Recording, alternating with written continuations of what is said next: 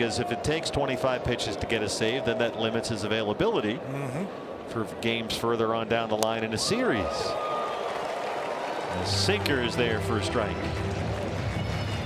Something's wrong with J. Mart. Oh, no. Something's wrong with him. He's calling him in from the dugout right away. As soon as he threw that pitch, he signaled for the trainer. Here comes Max Esposito.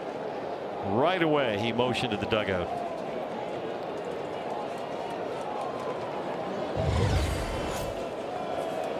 Here's the pitch.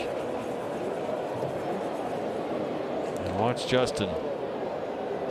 Right there. He's going to come right out of the game. Oh, man. And the injuries continue to stack up for the 2025 Diamondbacks. Hopefully nothing serious. They had Brigham up earlier.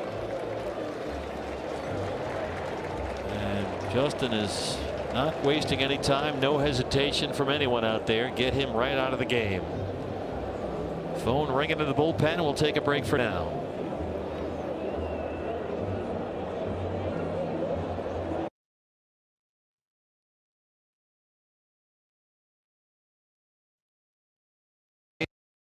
On to field. We're just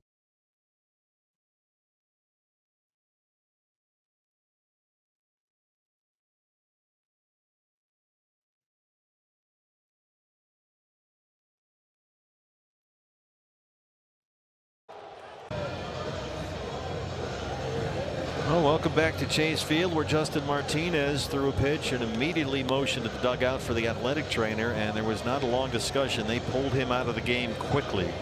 Jeff Brigham is on to try to get the final out of this ball game. And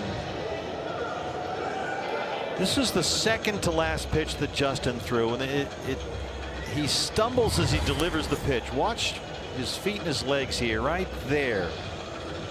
Right there, there's a little hop step. So, I mean, you can speculate all you want, but it might be a lower body situation as opposed to something with the arm, the elbow, or the shoulder. I certainly hope so. That's the only thing we could see where anything looked out of sorts for Justin before he motioned for Max Esposito. And it's just, I mean, look at, it's one wave after another here of injury to key personnel. Corbin Burns is going to have his Tommy John surgery later this week.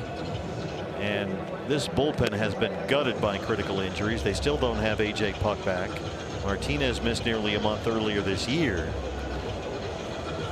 I mean, they've DFA'd Joe Mantiply. Kevin Ginkel is in the minor leagues. Ryan Thompson has been up and down a little bit this year. They have lost so many key relief arms back there.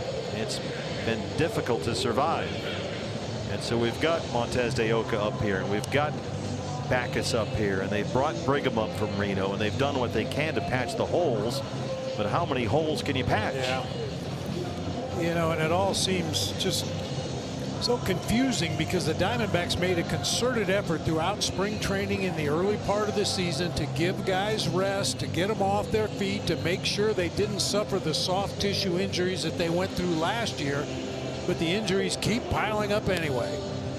I think it's just the nature of the game of baseball. I mean, look at Gabby, took one off the hand the other day. And that was a big part of the beginning of last season. Alec Thomas spent most of the season injured. He was out 3 months with a hamstring injury.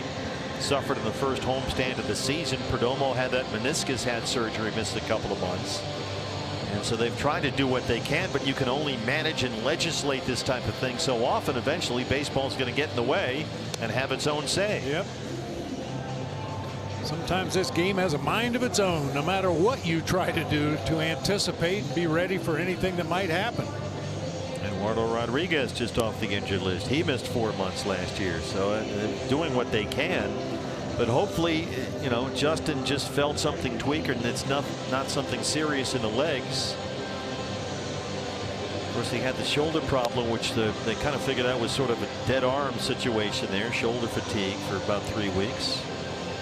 And he's back and throwing very well again.